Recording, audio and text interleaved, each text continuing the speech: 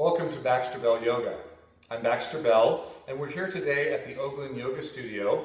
And today I'm going to share with you a new variation of a dynamic sequence that I've taught you before, which is the Reclining Vinyasa number 2 sequence. And today's version is really adapted for those who might have some difficulty with the lower back area. So a couple of modifications are made, including starting with bent knees instead of straight legs, and finishing with that same position, and also not dropping the legs too far to the side and keeping the opposite shoulder on the ground when we do our little reclining twist. And finally, when the legs go up towards vertical, if you carry a lot of tension in the back of the legs, you can keep a little bend to the knees as opposed to taking the legs straight up towards the sky if you feel the lower back getting jammed into the floor at all. And in general, the lower back can lightly touch the floor, or you can maintain a slight little arch underneath the lower back, depending on what feels better and more accessible to you today. So with that introduction, let's go ahead and come down and take a look at this new variation of Reclining Vinyasa number 2 that's specifically for lower back awareness. So coming down into constructive rest position with your knees bent and your feet on the floor. Arms rest at your sides, and on an inhale, take your arms up and overhead toward the wall behind you.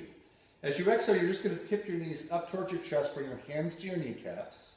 Inhale the knees apart, wherever they'll comfortably go, and then exhale and squeeze them tightly together. Keep them tightly together. Right hand on your knees, left arm to your side. As you take an inhale, you're going to tip about 6 to 12 inches to the side, keeping the opposite shoulder grounded, so my left shoulder blade is very firm on the floor. I'm going to exhale back to center, change hands. We're going a little slow this first time, so you can get all the details. And then we're going to inhale and tip over to the side about 6 to 12 inches, keeping the right shoulder blade firmly on the floor. Exhaling back to center, hands on the knees. Here's the point at which when I take my legs up towards the sky, I can keep a little bend to my knees if the lower back feels at all vulnerable as I take my arms up and overhead.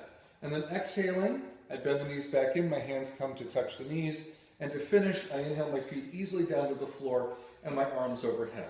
We'll start again. Exhale, the knees come in.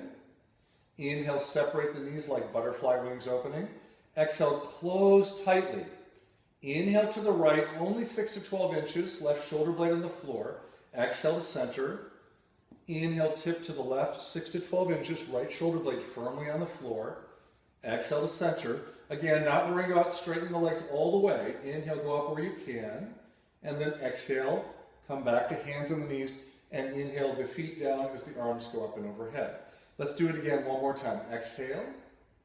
Inhale, knees apart.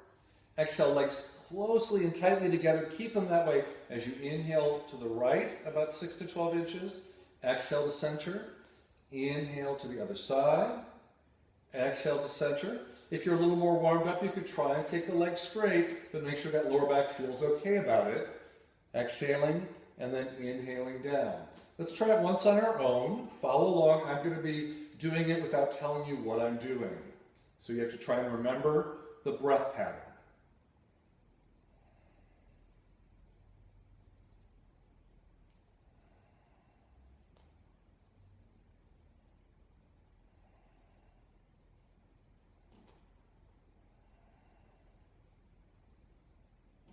And then finally exhale the arms down to your sides.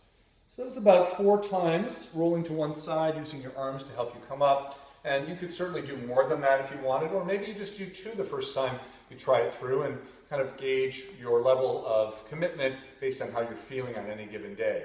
Again, the whole time my lower back feels very neutral. There should feel no strain there. If I do feel a strain, this might be too much. And you might want to look at Reclining Vinyasa number 1 or the reclined hip stretch sequence in which only one leg comes in at a time. So that's it for today. Our dynamic sequence, Reclining Vinyasa number 2, modified for low back health. Until the next time, please follow me online at my website, baxterbell.com, my blog site, Yoga for Healthy Aging. I also have longer practices on the practice channel at yogauonline.com. And the book, Yoga for Healthy Aging, is due out December the 12th, 2017. And you can pre-order it now on Amazon or directly from the publisher, Shambhala Press. Until the next time, thank you for joining me. Namaste.